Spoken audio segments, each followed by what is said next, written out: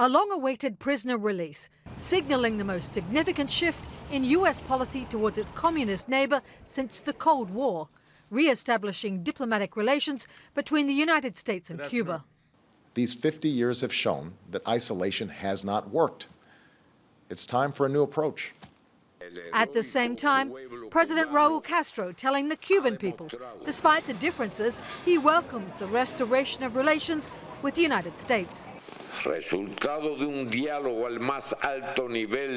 As a result of talks at the highest level that included a phone conversation that I had yesterday with President Barack Obama, we have been able to move forward and resolve certain areas of interest for both nations. The leaders' Tuesday phone call, the first substantive conversation between the longtime foes since 1961. A surprise prison swap, releasing American Alan Gross, as well as an unnamed intelligence asset with 3 Cubans jailed in the U.S., coming amid a series of new confidence-building measures.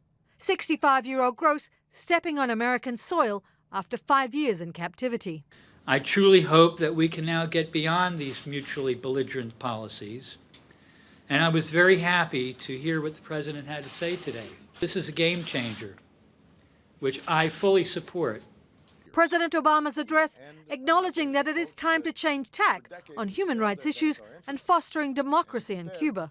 I think he's moving from a policy, once again, of isolation to deal with these issues to a policy of engagement. And I think that this opens up a new chapter in this relationship, and this is a significant change. As part of resuming diplomatic relations with Cuba, the U.S. will soon reopen an embassy in Havana and carry out high-level government visits. The U.S. is also easing travel bans to Cuba, including for family visits, official U.S. government business, and educational activities.